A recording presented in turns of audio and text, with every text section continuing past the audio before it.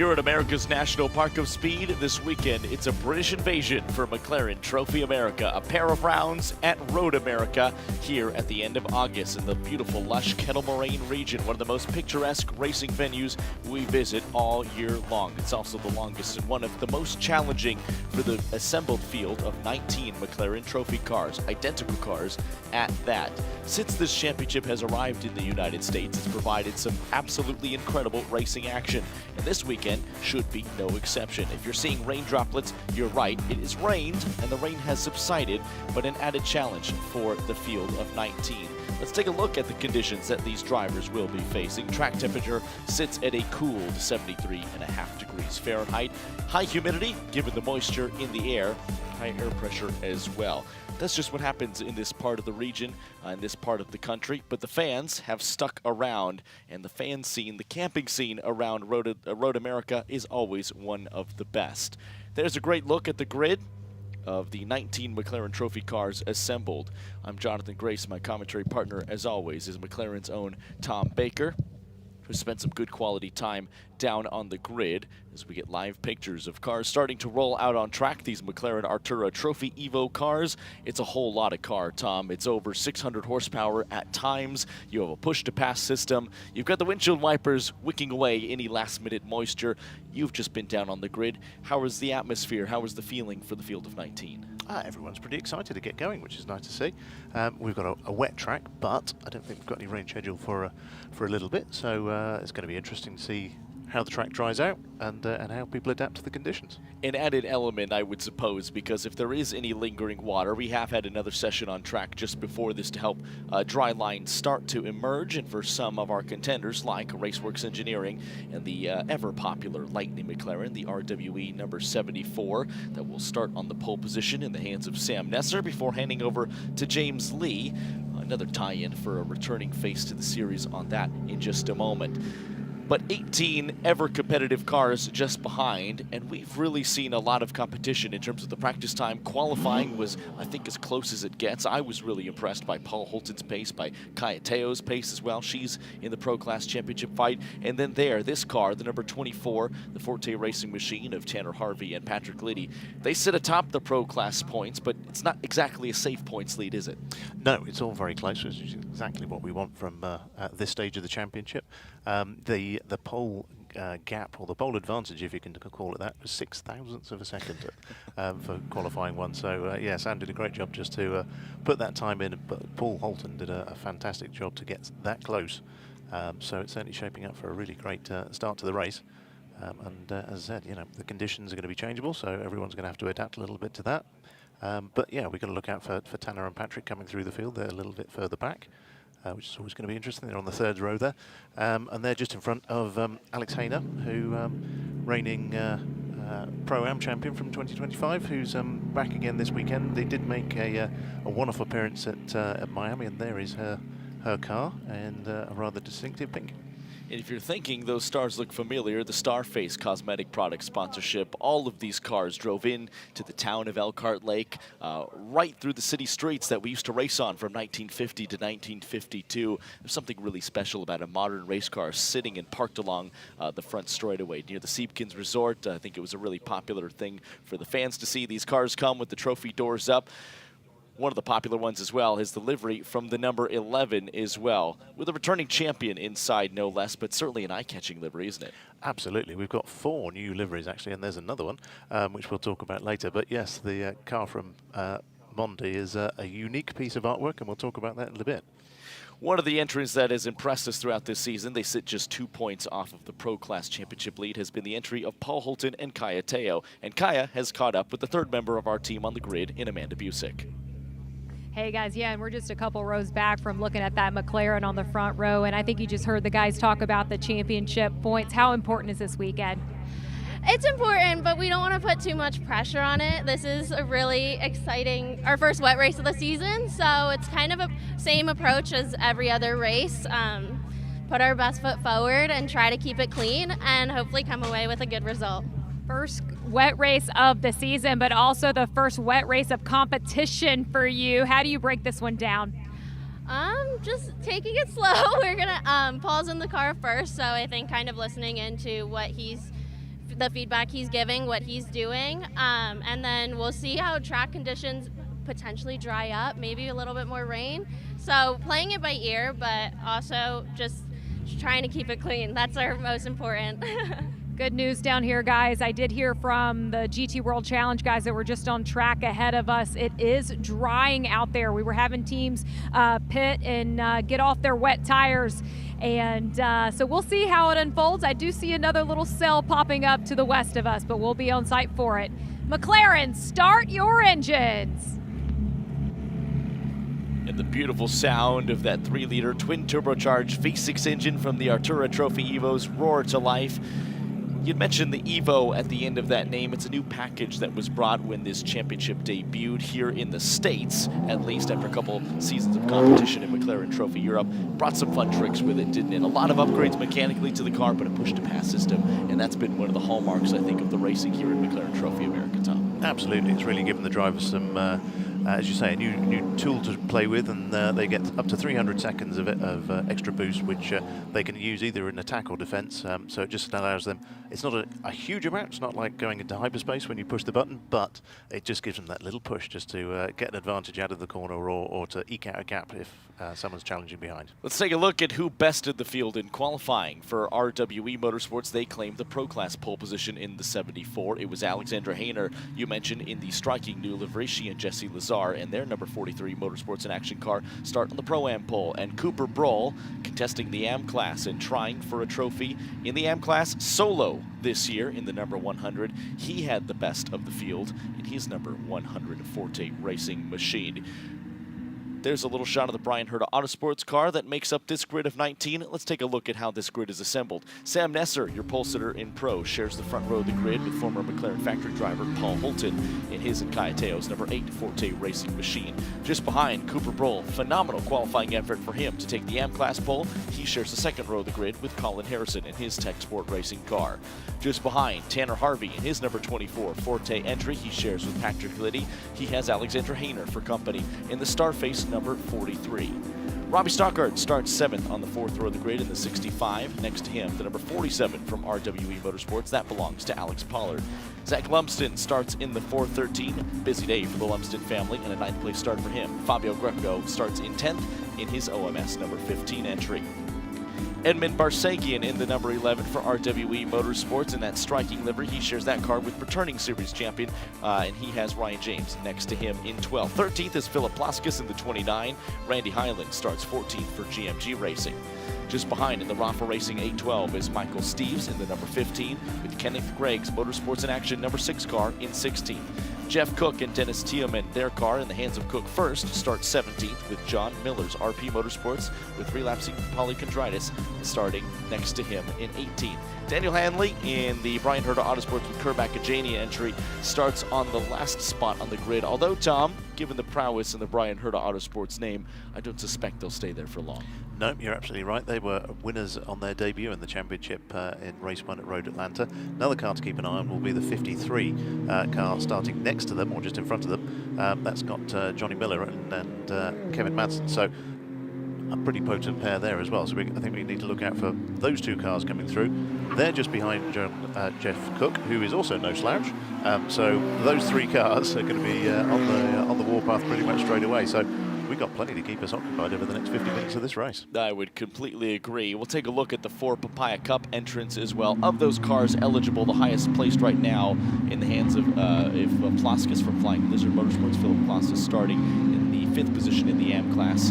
That entry eligible for Papaya Cup points. Lights are out on the beautiful McLaren safety car, and it's the RWE Motorsports car and Paul Holton sharing the front row of the grid, jockeying for position. The control of the field will be in the hands of the starter and then in the hands of Sam Nesser, who has been quick all the weekend long, but a field of 18 hungry McLarens just behind him, rounding the final turn, and they ascend up the hill to the highest point of this racetrack, over 170 feet of elevation change from the top of the start-finish straight to Kettle Bottoms on the run down to Canada Corner. The rest of the field trying to play catch-up to pack up 2 by 2, so race control can get this one started. It's damp conditions, but the rain has subsided, the windshield wipers wicking away any last moisture. 50 minutes on the clock, and we get ready to go racing here at Road America. Green flag waves, and we're set. Sam Nesser takes control of the field, already on the push to pass. Those blinking white lights indication that that system is armed and on, but you only have a certain allocation. You have to use it wisely. But bravest on the brakes,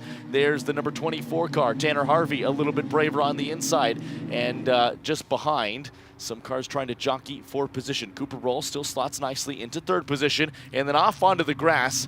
That's the number 21 Tech Sport car of Colin Harrison. The 29 has spun, and that car is around. Philip Plaskus able to get away with it. A little bit of damage. He might have touched a tire barrier, but we stay green for the time being. Look at Paul Holton on the charge. He's trying to chase down Sam Nesser. And Alexandra Hayner is on the move, trying to make a move on the Tech Sport driver, but she's going to have to play defense as well. Yeah, I think I saw Philip's car just getting a little bit out of shape on the exit of turn 1, so that might have been the reason behind the spin there, although there's a little bit of contact with his wing mirror hanging off. But great to see he's managed to get it going again and back out. He's dropped to the back, but those cars that we were talking about earlier, they're making a good job of coming through, so they're already up to Jeff Cook's gained a couple of places, and Johnny Miller's gained 5 places, so plenty to look forward to. And plenty of movement early on. That was Alexandra Hayner doing battle with Robbie Stalker. Different class cars means she will relinquish that position with still maintaining her and Jesse Lazar's tentative Pro-Am class lead. 3 classes to contend with: Pro with the silver numbers, Am with the white numbers, Pro-Am with the black numbers. We'll keep you abreast of all of the championship battles going on, as they said. Tom, you mentioned to watch out for the number 53 car, that RPM by Forte car in the hands of John Miller. A brave move around the outside, now has the inside for the kink. This is the highest committed part of the corner, highest committed part of the track. And everyone falling in line. You can see there's a dry line that's emerged, but you get just beyond that and the track surface is well and truly wet. You certainly don't want to be out of line because there's a concrete wall to greet you if you do. Yeah, you don't want to stray too far offline, but Johnny's choosing his places, and there's a lot of dicing going on in front of him, so people are still trying to find out where the grip is and just feel the car through the seat of their pants. But yeah, Johnny's making another move. He's now up to 10th, so that's 8 places gained. Inside the top 10, he just overtook Fabio Greco, now sets his sights on Alex Pollard just in front, favoring that outside line. He certainly explored the limits of grip during that formation lap, and that's always a crucial part of that reconnaissance lap as well. Look at the field spread early on. Everybody on the push to pass. Alexandra Hayner wants another go at Colin Harrison's Tech Sport machine. Again, different class cars. You don't want to tangle. She has a pretty significant lead right now. 2 cars between herself and Pollard behind. But Colin Harrison will let her go through, as Hayner had the favorable inside line. So Sam Nesser leads Paul Holton, Cooper Broll, Tanner Harvey, Robbie Stockard, and now Alexandra Hayner, who's overtaken Colin Harrison. And Harrison all of a sudden has company. John Miller will not be denied. That number 53 car is absolutely dialed in. We haven't really seen any wet weather running for these McLarens, but that 53 seems to be perfectly suited to the conditions at the moment. Johnny's just done 2 cars in 2 corners, so I don't think it's going to be too long. But I need to give a shout out to Sam, who's done a great job on that opening lap. He's eked a gap out of 2.5 seconds. There's Johnny making the move up the inside of Alex there, so that's now up to P6. Not an easy thing to do in A, tricky conditions, and B, identical machinery to everybody else behind you. But Paul Holton holding station for the time being. This was the car involved in an opening lap incident, the number 29, now back on its way. Let's take another look at how that all unfolded. You mentioned the good start from Sam Nesser. Look at the jump right off the gun there, right at the green flag, had the better reaction time. That has paid dividends over the first couple of laps. Watch behind as everybody rifles their way into turn 1. Tanner Harvey had Colin Harrison for company, and then just behind the 29 car, a little bit of a lazy spin. If that was assisted or solo, the Pirelli tire barriers providing a nice little buffer and a cushion, losing only a little bit of time and a wing mirror, but still able to continue on. Nice to see his way coming out of the pits. All of a sudden, Tanner Harvey under pressure now from a charging John Miller, who continues to make his way up the order in the number 53. He's already up to 3rd in the Pro class. Unbelievable. You'd never think he started at the end of the grid, because he's gunning for the race lead, and he might get there in quite some time. He's got Cooper Broll a little bit further up the road, but already pulling a gap into the braking zone. Maybe someone told him it was only a 20-minute race. He's going for it, isn't he? He's trying to get to the head of field before the mandatory pit window. Alexandra Hayner has to slot just back in line behind the number 413 of Zachary Lumsden. That Colorado Motorsports with Flying Lizard entry. So great to see Alexandra Hayner and Jesse Lazar back. You mentioned their success early in the season. It was great to see them at Sonoma. Took a couple rounds off and now back in the championship. We understand for what should be the rest of the season. And they came with some new colors as well. And that new pink with star liveried car has certainly spurred them on. Tanner Harvey keeping this pack behind him. He's holding on to a 4th place position in the Pro class as it stands, but trying to hunt down John Miller, although that task might be a tough one. Meanwhile, he's got Robbie Stockard for company, who takes a little look to the inside and then fades back to the middle of the track and falls back in line, because you don't want to ruin your run down to turn 2. But this gaggle of 5 or 6 cars is all in pursuit of John Miller at the moment. Sam Nesser continues to lead overall and in the Pro class, ahead of Paul Holton. Cooper Brohl, who's your AM class leader far and away. Zach Lumsden runs in 7th on the road. Little wheel off into the dirt for the number 15. That's Fabio Greco trying to utilize all of the track position. Look at the difference here in pace. A really good launch out of the corner for Robbie Stockard. Tanner Harvey having to use the push to pass. Penalty for car 21. That's Colin Harrison for a pre-race procedure infraction, a 30-second time penalty, as Alexandra Hayner has to give way. Now tries the switchback, does the driver of the number 43. She's been fighting with Alex Pollard. That is for the Pro-Am class lead. Sam Nesser set another fastest lap, so he is by far the pace setter out there and really taking advantage of the fact that he's got a clear track and really see where the grip is in front of him. But obviously Johnny Miller is making great progress. He's just set the fastest Sector 1 time and is not gaining on Cooper Brohl, but there is contact. And Alexandra Hayner had a little bit of contact further back, and that was just at the end of Hurry Downs before the Motul Bridge. And the result was Fabio Greco going around, but I think at least 3 cars were involved. Alexandra did a great job to hang on to that race car because she was well and truly sideways for a little bit of time. 15 has gotten away with it. Fabio Greco has continued his way into the carousel. Let's take another look at just what unfolded here. You can see Alexandra Hayner having lost a little bit of ground to Pollard, and look at that lunge from a long way back. Alexandra Hayner tried to fade out wide with the number 15 looming large in her left side driver's mirror, but the result was a spin for the man who made the lunge up the inside. All the while, John Miller continues his charge up the field and now sets his sights on Cooper Brohl just in front, but he's got some clean air with the windshield wiper going. Yeah, certainly a bold lunge from that far back in these conditions, but you've got to give it a go with every now and again, haven't you? Was it too much in your eyes? I know neither of us are race stewards, and they have access probably a to good thing, but far more access in information than we do, but it did seem a long way back. I'm sticking with bold. Let's go with that. Well, I can tell you Race Control has noted the incident, and they're reviewing it with the tools at their disposal. All the while, Sam Nesser continues to lead. But for how long before he has to start to worry about this pressure from John Miller? 4th on the road, 3rd in the Pro class. He has the buffer of Cooper Brohl. But Sam Nesser aced the start, and he is the fastest man on track. He owns the fastest 2nd and 3rd sector. John Miller fastest in the first part of this racetrack. But a 2:24.8 is the fastest racing lap so far in the car that he will share later in this race with James Lee. And I love the story behind this team as well. Just a couple of buddies that started going to the racetrack together, doing track days, and it got more competitive, started doing some club racing and said, you know what, if we could put the budget together, let's go racing. We're all a bunch of friends. We can all wrench on the cars. We have the budget. Let's do this thing for real. Exactly, and they do a fantastic job, as proven by the fact that they won the pro category last year. But I must say, it's nice to see the full Lightning McLaren livery back. Beginning of the year, they were blue and red car, but they've gone full red just to stand out a little bit more. But that's the number 15 in the pits there. It is Fabio Greco getting a once-over of his car. You could see the front right Pirelli tire is off. Crew members reaching inside, just investigating what would appear to be the front suspension. You saw the wiggle of the rear tires to make sure everything was there. Pirelli wet looks like it's going back on. Paul Holton, running in 2nd, is going to come under pressure pretty quickly here from Cooper Brohl. Forte Racing teammate on Forte Racing teammate. Although in different classes, Cooper is running his own race in the AM class. Certainly has his sights set on an overall win, and right now he has his sights set on the man in front of him, Paul Holton.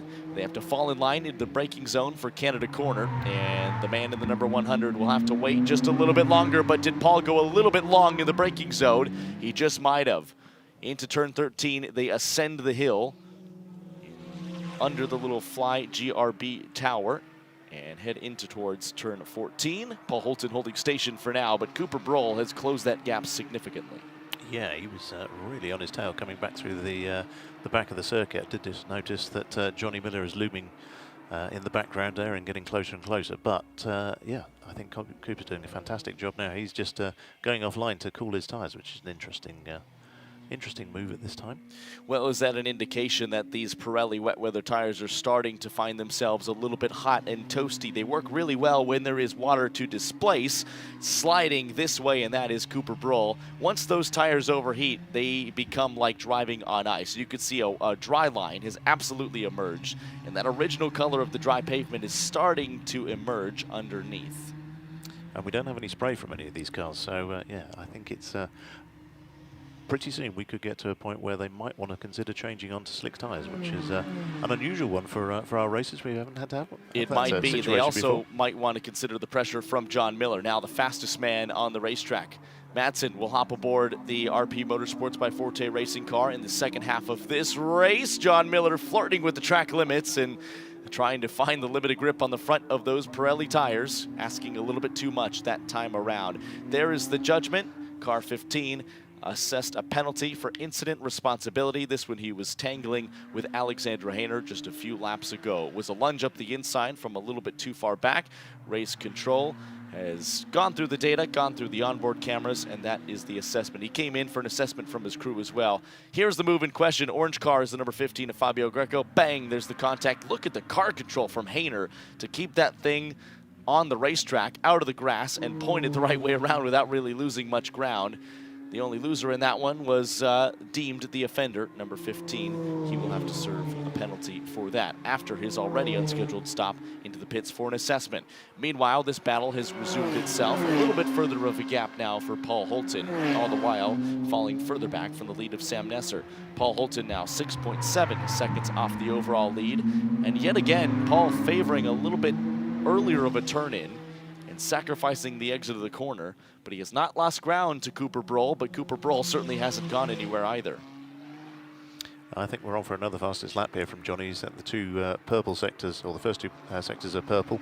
4 tenths fastest in the first sector and 6 tenths fastest in the second. So his gap, well, that gap is coming down with every lap passing.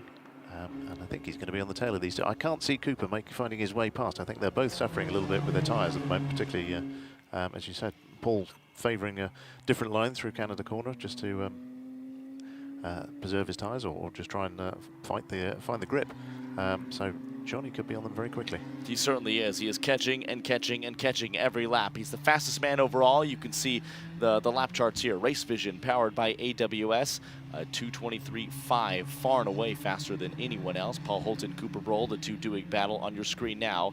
A little bit faster than your race leader, Sam Nesser, with Robbie Stockard still in this race as well, running 5th on the road, 4th in the pro class in his Hooper Street Racing with OMS entry. Everybody covered by about 4 seconds, though. That's the differential you get in changing conditions, because we may have started this race damp, but as the tire grip goes off, as the track heats up a little bit, a drier line begins to emerge. The number 53 car of John Miller sliding its way through turn 5. That pace differential might grow just a little bit. But the 53 has caught the end of this battle, and all of a sudden Cooper Brohl is going to have to stop thinking about offense and start worrying about defense. Exactly, and of course all three are teammates. So. They are. They all need to play nice. Well, and Cooper is wedged between a battle for a class position as well. And again, all under the Forte tent, albeit with the 53, the relapsing polychondritis Motorsports by Forte as well. But I don't suspect they'll go too much banging door to door, because you don't want to make more work for the team you all share. But at the same time, John Miller would really, really like to start to track down the number 8. Exactly. I think they're all pretty clear, aren't they, and all respectful and smart enough to know what to do. We do need to start thinking about the pit window, which will open in 4 minutes' time. So the pit window is between 20 and 30 minutes for all classes. So they will come in and do their driver change there, and we'll also need to consider the success penalties that will need to be applied. So those are the drivers that finished on the podium in the previous race. We do have a couple of hangover penalties as well, because Alex Hayner and Jesse were on the podium in Miami when they did their one-off race at the beginning of the season, so they still have 3 seconds to serve on their penalty. But we can run through the whole list of that when we do actually get the cars in the pits, and see how the order then shakes out once they've jostled together and got those penalties served and see what the running order is when they come out.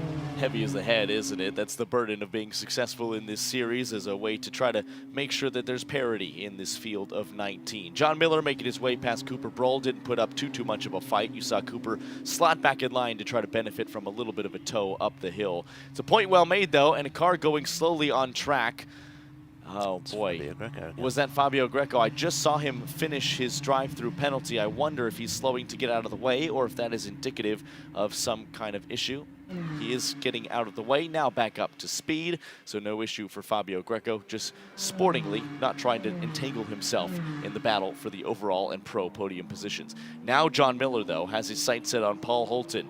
Paul, one of the quickest in McLaren machinery. You've seen his work, but all of a sudden, we're going to have to start worrying about how good he is at defending because John Miller has been undeniable. There's nobody that's been able to mount a challenge for his pace, for his offense, but Paul Holton is the next one in his crosshairs. Yeah, exactly. I mean, it's the old adage, isn't it? First you've got to catch them and then you've got to get past them, but I think he should be clear. I just want to say well done to Fabio for seeing what was going on behind him, getting out the way there. He's that was good driving, I thought, from his point of view, knowing that he was lapped down, didn't want to get involved in anyone else's battle, so good to see that. But yeah, where will Johnny make his move? He's obviously gained tremendously well, but a little bit of sliding going through there. They do need to manage what they've got underneath them and see where they go from there. The carousel's a tricky corner in the best of circumstances, isn't it? On full slick tires in ideal conditions. Look at the circuit performance difference in this battle for second place. Undeniably, John Miller, the faster of the two drivers, but Paul Holton pulled a little bit of a gap in response. That gap sitting just under a second, 9/10 and some change. John Miller has been so stout. He's so good on corner exit as well. Paul's still sacrificing a little bit on entry. Tires going off for both of these cars. We saw it when he was battling with Cooper Broll. I suspect we'll see much the same here. We saw John Miller sideways at times through the entrance of the carousel. Look at the line variation as well. Paul just a little bit wider at times than the driver of the number 53. And in a lap or two time, they're going to have to start thinking about that pit window as well. Both of these drivers will have to hand over to teammates. You can solo drive in this series. You just have to stay stationary in your pit box for a few extra seconds. Yeah, so here it's 5 extra seconds. So the total laps for your pit stop is, if you're sharing a car, is 101 seconds from in to out, including your stop. Whereas for a solo driver, it's 106. So Cooper Broll will be one of those drivers. Fabio Greco would have been another one to have to serve that penalty. Johnny has closed up there. I was just thinking, I'm wondering if they're just going to bide their time and Johnny's just going to sit there, and if an opportunity presents itself, he'll take it. Otherwise, they'll wait for the pit stops. Oh, I don't Looks think like he's an waiting opportunity at has all. presented itself. He saw the start of the Sargento Bridge, and he said, I want to go. He's on the push to pass. Paul Holton gave him room, but they're going to be door-to-door into the braking zone. Paul slots back in line. Pass made before they hop on the binders. John Miller has made his way up into second place overall, and now can start to think about that relatively sizable gap to the race leader in Sam Nesser. Another battle on track. Tanner Harvey was having to do battle with Colin Harrison behind in defense, but Zach Lumsden just ahead. They might go 3 wide into the braking zone as they hit the Moraine sweep. Tanner Harvey in that baby blue car. It's Colin Harrison on the flashers. He's on the push to pass. Trying to get a little 2-for-1 special here. He may not get either of them. Tanner Harvey a little bit braver on the brakes, fades back towards the middle of the track under braking. Very nice defense there. Patrick Liddy will be smiling on the timing stand as well. And now Tanner has a little peek up the inside on the steep climb into turn 6. Lumsden flicks the car to the right, and they exit the corner as they started. And look who's looming large in the back. It's Alexandra Hayner. She wants a piece of this battle as well. She's your Pro-Am class leader as it stands. So the gap at the front is 7.3 seconds. So that extended a little bit on that last lap because of the overtaking that Johnny was doing. But he is now quickest in, no, it was a little slower in second sector. He was quicker in sector 1. So we're going to have to see how this gap yo-yos as the race progresses a little bit and see where they come out. Battle for 6th overall with 2 different classes entangled in it. The white labeled cars of Lumsden and Harrison, both fighting in the M class, with Tanner Harvey and Patrick Liddy's baby blue Forte car contesting the Pro class. You could see them hunting for any bit of wetness they can to keep those Pirellis cool. You're right, we just might see tire changes be a factor here to put some Pirelli slicks on to help the pace in the later stages of this race. Hitting pit lane now, the car who hit the tire barriers early on, trying to make a tire change. Plaskus will hop out of that car and hand over to his co-driver. And Johnny O'Connell, who was really, really quick in second qualifying earlier today. The 47 getting well and truly sideways on the exit of Canada corner. And now making its way out of turn 22. That's the Greystone GT Club. Just trying to hold off a handful of pressure behind. Ryan James behind the wheel right now. Alex Pollard with a head full of steam. Pollard was fighting with Hayner at times for the class lead. Did they break away into pit lane? A late dive. My goodness, Ryan James deciding at the last minute to bob his way into pit lane. And he's having to fight to the pit entrance line as well. That's as hairy as it gets, isn't it? 2 by 2 with the number 11. And now they're going to race each other into their pit stalls as well at the same pit speed. Once a racing driver, or always a racing driver, I guess. But yeah, Ryan, a late decision there, and another car with a new livery, and they've had to now do a little scissor maneuver there. So Ryan can get into the Greystone GT box. Alexandra Hayner already making her stop. Marches confidently away after helping Jesse Lazar get installed. Barsagian had to sportingly get out of the way in one of the most eye-popping liveries on the grid, that matte black with the paint splattering. Hard to miss the pink car as well. Here it is, a nice up-close look at it. The RWE crew hopping in is a familiar face to this championship.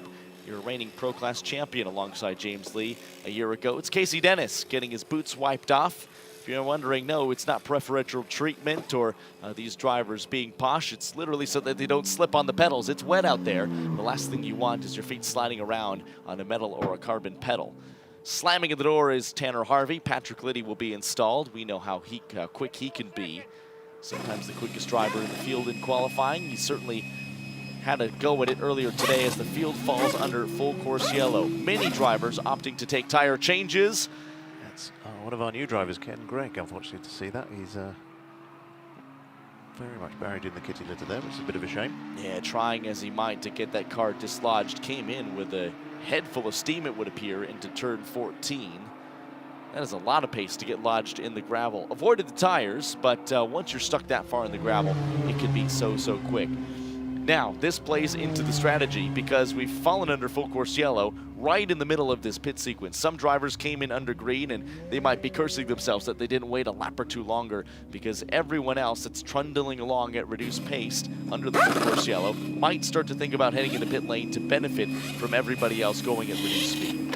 Exactly, and they need to keep an eye on the weather. I've just received a message to say that there are spots of rain again, although it's not raining particularly hard. A number of these cars are all moving onto slicks, so which is the right call for the moment, but if they hang on a lap or two, could things change? And at least for the 7 car of Randy Hyland for GMG Racing, that's a used set, it would appear. At least a set that's been bedded in of Pirelli slicks. You can see the beautiful wing mirrors, the wing doors on these McLaren Artura Trophy Evos that pop up. And look at that, just trying to cool off the tires. Sam Nesser going all the way into the grass to try to find a little extra moisture. I wonder if he's gotten reports in the pits. I can hear from Amanda Busick a little note that's coming in saying it is raining a little bit down there. So I do wonder if Sam is just trying to hold on, keep some moisture in those tires. Look at that, going off-roading. Do they make an off-road edition of the Artura Trophy Evo? Not to my knowledge, but Sam Nesser might have something to say about it. We'll have a Sam Nesser edition at this rate, I think, yeah. Was that part of the car's movie? I couldn't remember. Either way, you'll probably be sighing in relief a little bit because the pressure from John Miller would have subsided, although he did have a 6-second gap and some change to the charging driver from the number 53. Lug nuts being tightened.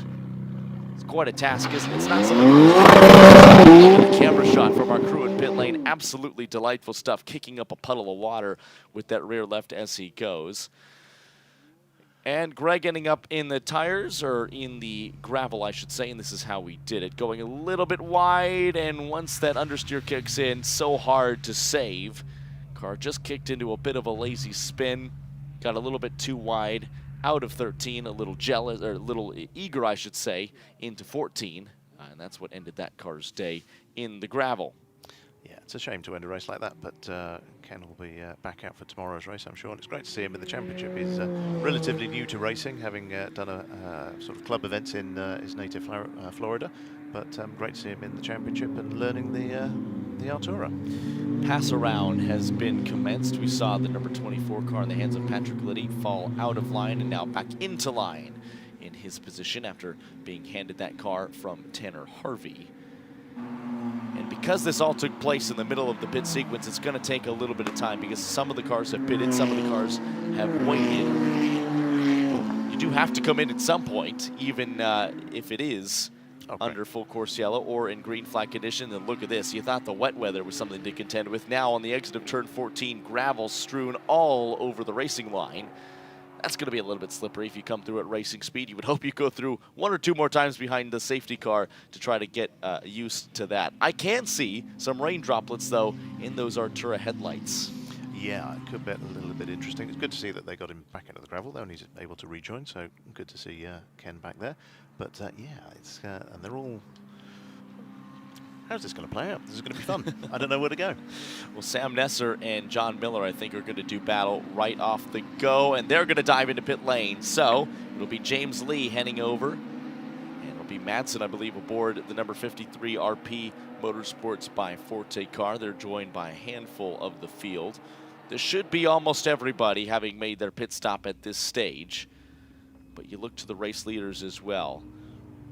Look at John Miller just exploring, just trying to make his presence known in the wing mirrors. These two drivers are going to hop out of the car and they can debrief amongst themselves. It's going to be to their teammates, but the mind games continue as long as you're in the race car. 74 stopping on its marks, and now it's well and truly a race in pit lane because you've got to do a tire change if that is the direction they're going to go. Or is the 74 crew going to gamble, stay on the Pirelli wets, and hope that it continues to rain? I don't see any urgency to change tires here. They're just bleeding a little bit of pressure. Tom, in your mind, what's the call? You're a race strategist. Are you staying on the wets or are you switching to the slicks? I think if you're a pro, you've got to go with the slicks. So that, you know, we haven't seen sign of the weather getting much heavier and the rain getting heavier. So I think you've got to go there. But I'm probably the worst person to be calling that. So if I was any kind of engineer, I wouldn't listen to what I'm saying.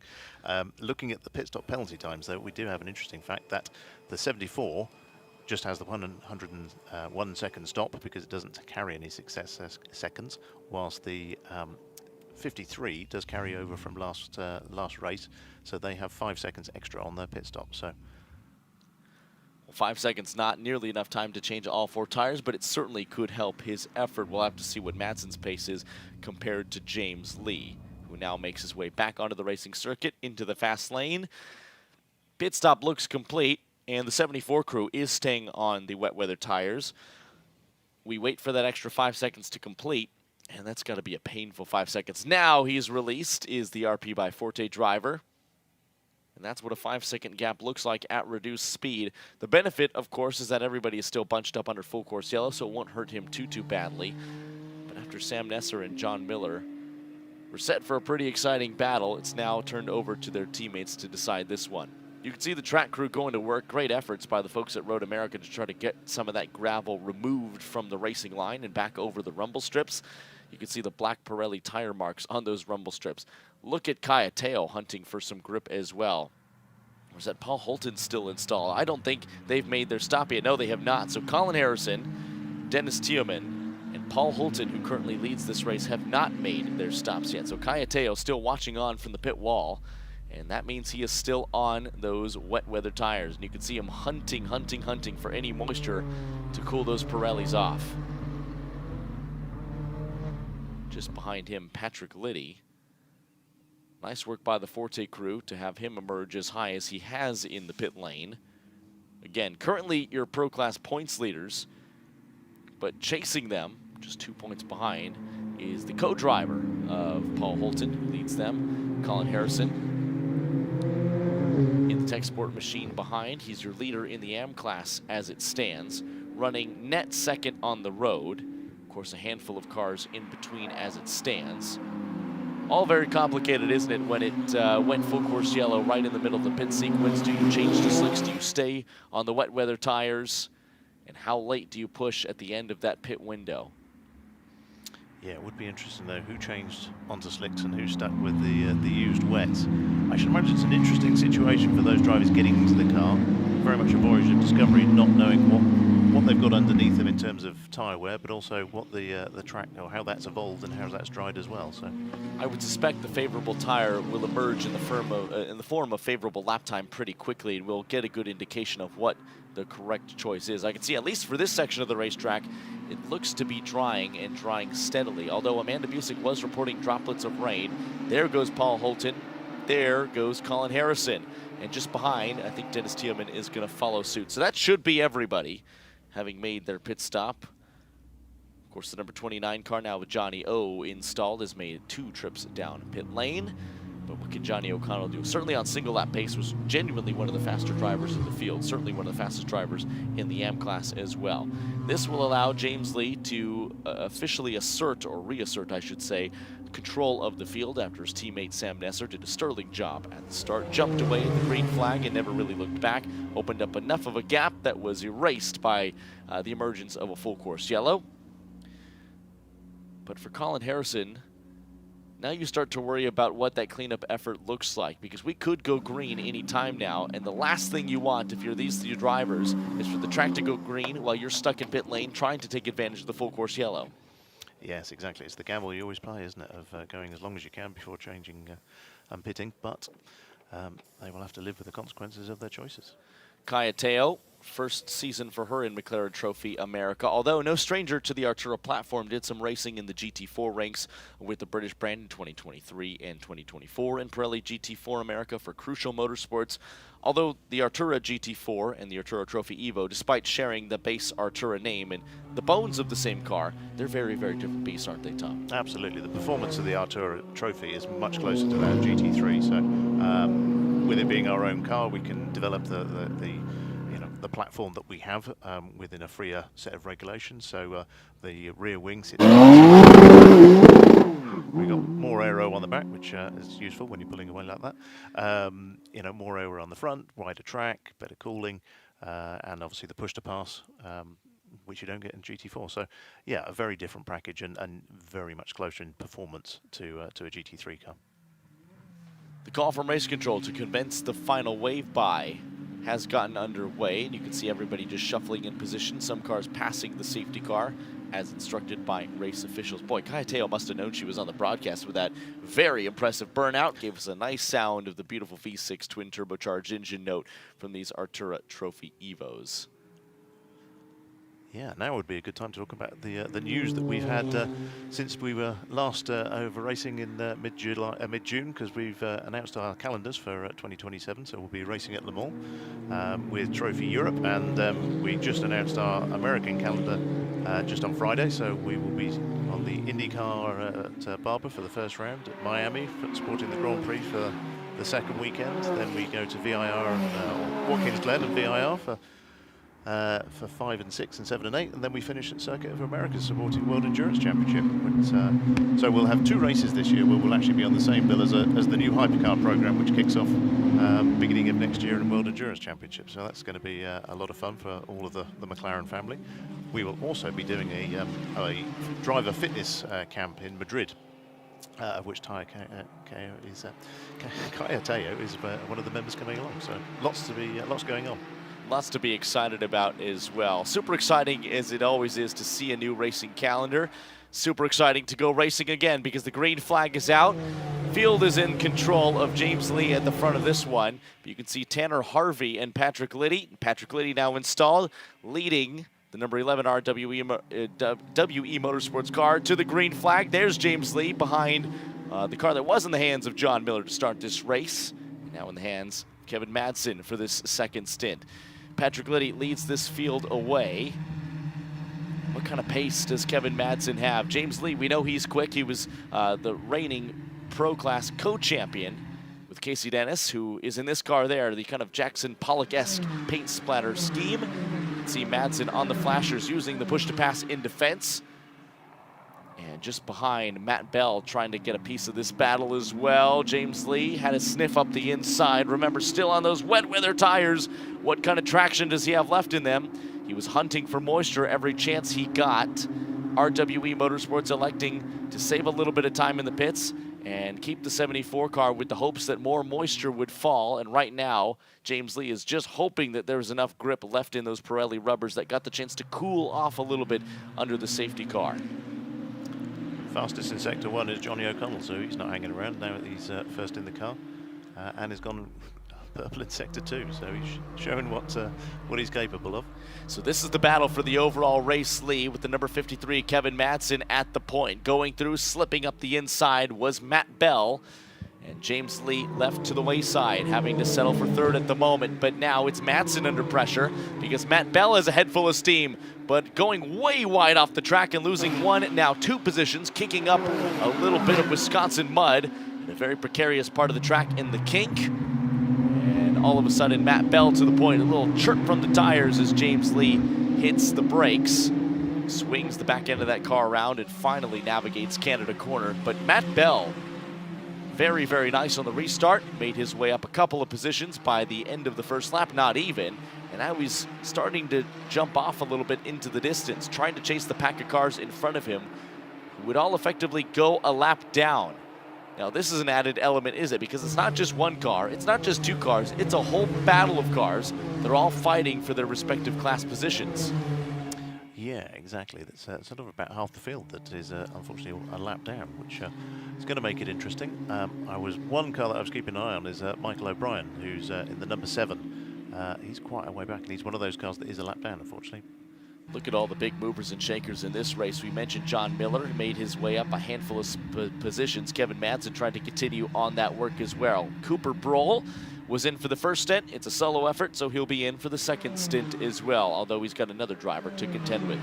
These are some of those cars that are going to fight to try to stay on the lead lap, the last of which is that Bryan Herta Autosports entry. Just wiggling with the number 11. Car 65 has been assessed a penalty for an improper pass around. Stop plus 4 minutes and 44 seconds. Boy, that is a race ruiner right there. Unfortunately, that is the car that we're looking at. That is Matt Bell. It sure is. That is our race leader. And he's got more to contend with right now because he is just trying to keep his head down and navigate this traffic. But for James Lee, this is phenomenal news behind, because the car in front of him, regardless of how well he navigates the potential lap traffic in front of him, James Lee will inherit the lead of this race, whether it be with Matt Bell pulling to the wayside or having that penalty applied post-race. There's Robbie Stocker looking on, saying, come on.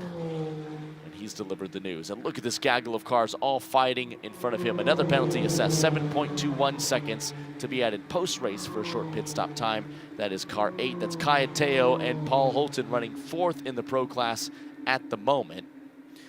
Although I suppose it would be 3rd in the pro class, because 4 minutes and 44 seconds from your current race leader is a hefty penalty. But for Paul Holton, a really great stint. Kayateo has to try to make up that deficit by the time she hits the checkered flag, but is 12 minutes and 45 seconds and counting enough time to do just that. Look at the body language of the car as she descends the right-hander down the hill through the carousel. Cool, calm, and collected.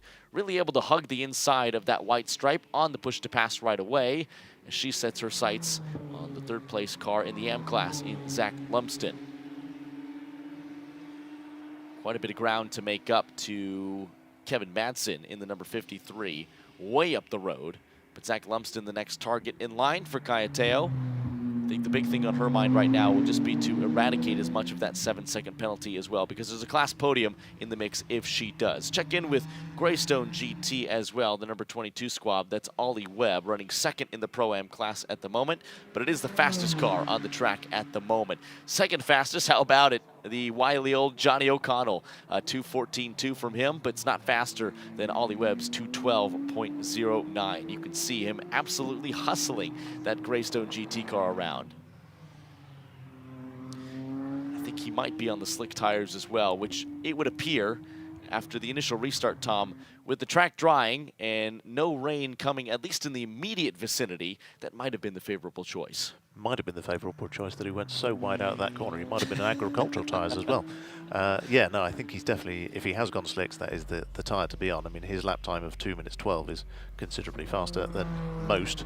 I was looking to see if he'd gone purple again in the first sector. He's still pretty quick on a 37.4. So the gap will be coming down. He is in class hunting down Spencer Smith, who's 5th overall, but there's still quite a gap. So he's got his work cut out to get anywhere close to him with only 11 minutes of the race left to go. So too does Cooper Brohl, who's going to have Kevin Madsen for company pretty soon. Not fighting for class position, but you're a racing driver. You're always going to fight for an overall podium if you can have it. Cooper Brohl has done a sterling job in wet conditions, drying conditions, and now continually dry conditions here, at least on the racing line. The risk you run, though, if you have put on the slick tires from Pirelli, On the dry line, they're going to work great. If you find a wet patch, not so much. Yeah, you have to steer clear of the white lines and the curbs and all those other things that are going to hold the water. So you're right, it is a risk, but keep it on the grey stuff and you should be looking good. Here is Spencer Schmidt. We saw this car trying to fight to stay in the battle for the top 3 in the opening stages. It was Alexandra Hayner who held Pro-Am class honors after a great qualifying effort in the front stint of this race. Lost a couple of positions after contact with Fabio Greco. After the pit sequence played out, Jessie Lazar, her teammate, has emerged 14th on the road, 4th in class. Here is the 65 coming in to serve a lengthy penalty. And with 9 minutes left, that's almost half of the race time. He's going to be sat stationary, which means this is now your effective race leader, James Lee. My goodness. James Lee absolutely scrambled over the outside exit curbs of turn 1. Maybe a little bit of a celebratory slide, realizing that he's inherited the race lead. He's just styling it out. But still trying to hunt down any cool patches as well, because now the gap you worry about is the 6-ish second gap back to Kevin Madsen.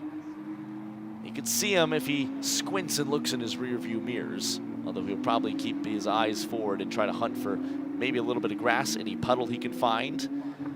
Boy, if he pulls this one off, he will not be on the favorable tire, but he will have effectively been on the favorable strategy.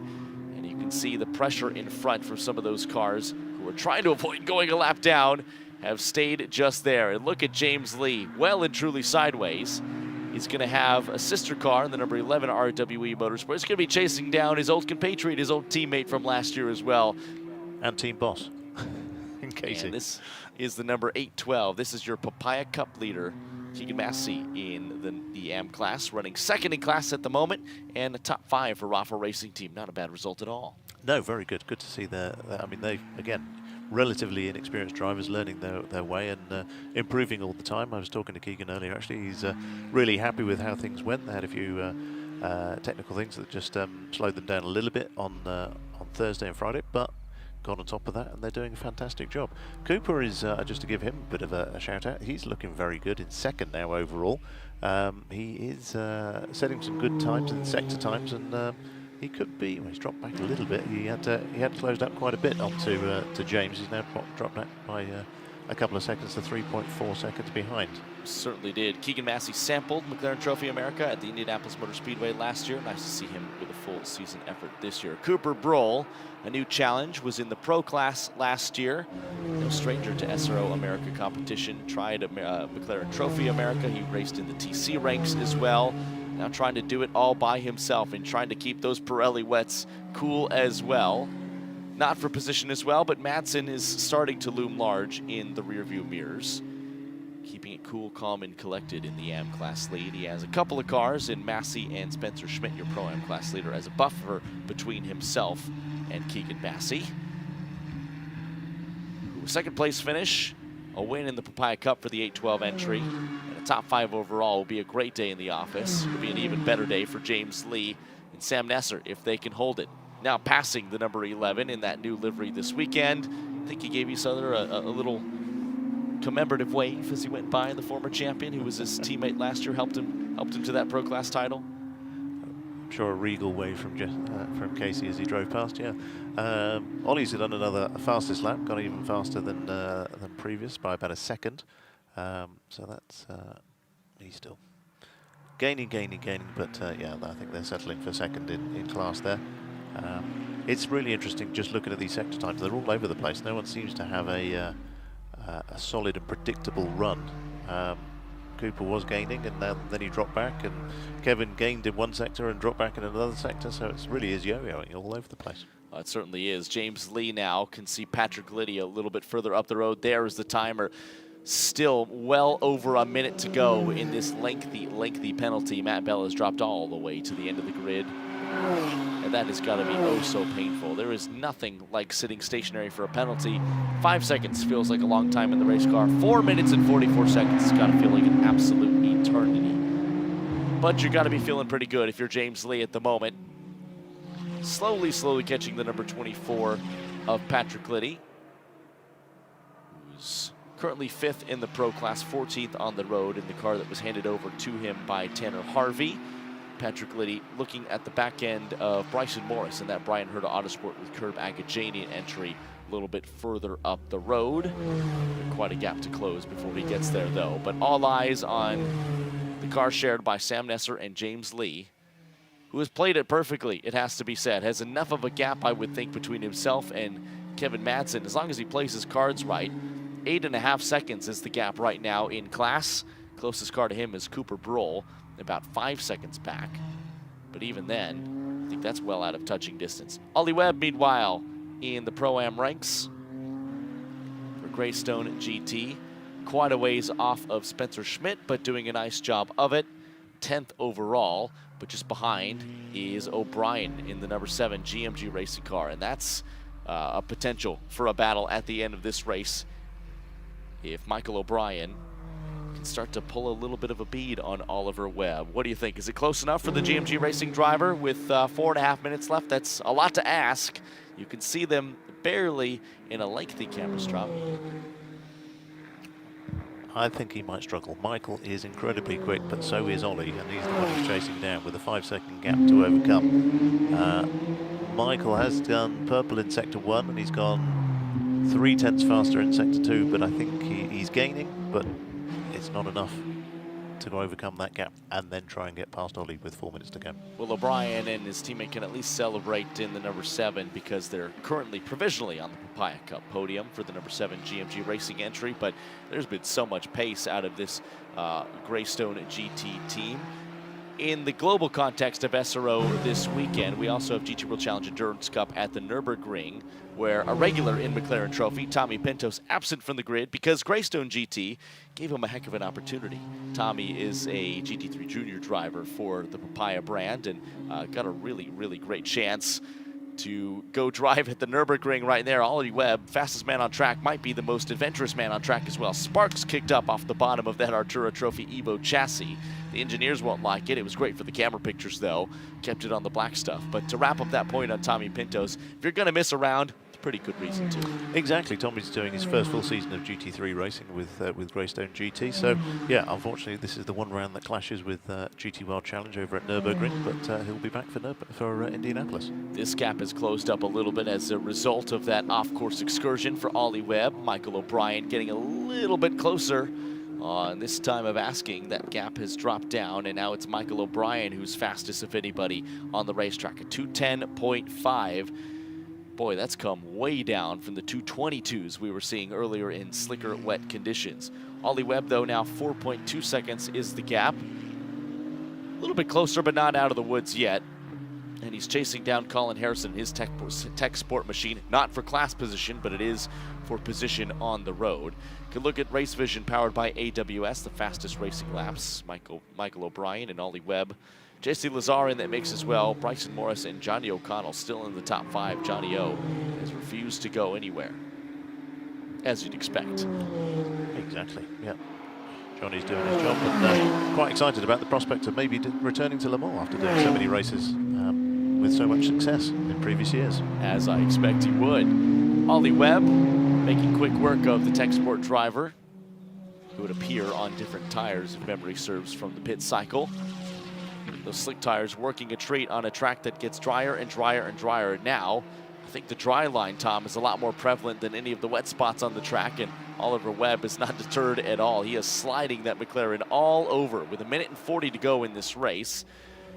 Not chasing for the race lead, but he is trying to make up as many positions as he possibly can, and he's driving like it's a qualifying run and his life depends on it. Absolutely. Meanwhile, we look at the car that was started by Zach Lumsden, the 413, all the way back, still driven by Zach Lumsden in that solo entry. Zach is 3rd in the AM class as well. 2nd, I should say, in the AM class with your Papaya Cup leader, the number 812, Keegan Massey, just behind. Been a relatively quiet day after a couple of battles early on, but topsy-turvy. Look at the race progress throughout this 50-minute contest between himself and the Raffle Racing entry with Keegan Massey installed. And how topsy-turvy that day has been. 54 seconds to go. White flag is displayed. Patrick Liddy continuing on the push to pass, trying to use up what's left of that allocation. And for RWE Motorsports, just keeping an eye on the timing and scoring to see what kind of lap times James Lee is putting in. I can tell you he's got more than an 11-second gap to Cooper Brohl behind, even more than that to his nearest class competitor, and Kevin Madsen. 13.2 seconds is that gap.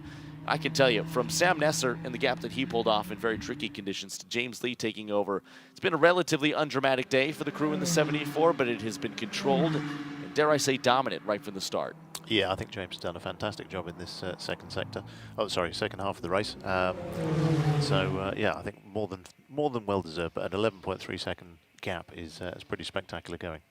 Zach Lumsden trying to put a move on Spencer Schmidt for overall position, puts him up to 4th on the road, still 2nd in the AM class. Getting that much closer to Cooper Brohl, but his time is close to expiring on the final lap. It will be for bragging rights only. Spencer Schmidt, though, still doing a very nice job as your Pro-Am class leader. Boy, what a difference the pit cycle can make between the decision to switch to tires or not and how quickly your team can execute the pit stop. And as we've seen from a couple competitors today, to execute that pit stop cleanly without falling afoul of the rules. There's James Lee, though, and he and teammate Sam Nesser have played this one absolutely perfectly. A great jump off the gun gave Sam Nesser the chance to try to extend in a very damp Road America circuit, making his way through the kink one final time and doing it just about sideways. He might just catch Patrick Liddy on this final time of asking. One more time down through Kettle Bottoms, hitting the brakes into Canada Corner, the northernmost corner of any professional racing track in the United States. It's got even a little post that says North Pole at the top with some new bleachers installed in the last couple of years. But James Lee in the Lightning McLaren. No storms, no thunder, but there has been lightning in the form of James Lee and Sam Nesser. They've played this one perfectly. RWE Motorsports, a staunch effort from them. Multiple cars on the grid, but this one in the pro class has owned the day. Right from the get-go, they would be undeniable. Flashing of the headlights in celebration. RWE wins. James Lee and Sam Nesser victorious in race 1 in the pro class for McLaren Trophy America. Further back in the order, Spencer Schmidt trying to take home a win, but it's going to be Cooper Brohl who crosses the line first in the AM class, just ahead of Kevin Madsen. Cooper Brohl 2nd on the road, 1st in the AM class in his solo-driven entry. Kept the nose clean, was lodged in multiple battles early on, but showed some great pace across a bunch of different changing conditions. There he is, though, Spencer Schmidt, your Pro-Am leader, 5th on the road. Has done another job of keeping the nose clean. I think that was half the battle today, Tom, was just avoiding penalties, getting the tire strategy right, whether you switched to the slicks or stayed on wet weather tires.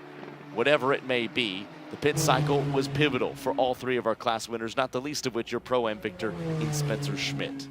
Yeah, I agree. I think they've all done a fantastic job given the changeable conditions and tyres underneath them and everything else to have such a clean race. It's kudos to everyone involved, and thanks for some great racing. It's been fantastic. Alex Pollard sharing the win for RWE in the 47 as well. There is your Papaya Cup champion for the day, the number 812 entrant, Michael Steves and Keegan Massey winning the day, and they finish with an impressive top 6 overall. Jeff Cook himself and Dennis Tiemann showed really strong pace as well, carving their way up the order from 5th way down the order. They finish in the number 5 car, 4th in class, 9th on the road, but none better than this pairing right here. James Lee, Sam Nesser.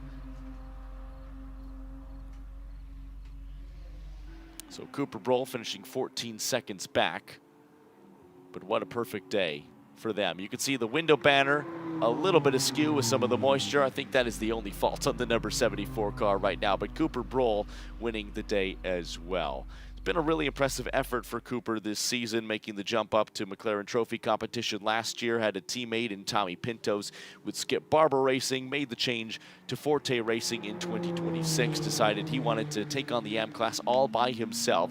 It's been a challenge, but he's done a nice job of it. RWE Motorsports had the conditions and the setup absolutely dialed. Spencer Schmidt winning with Alex Pollard in the Pro-Am class. Pretty surprising as well, given the fact that all of the running we've really seen up to this point has been in pretty idyllic conditions here at Road America.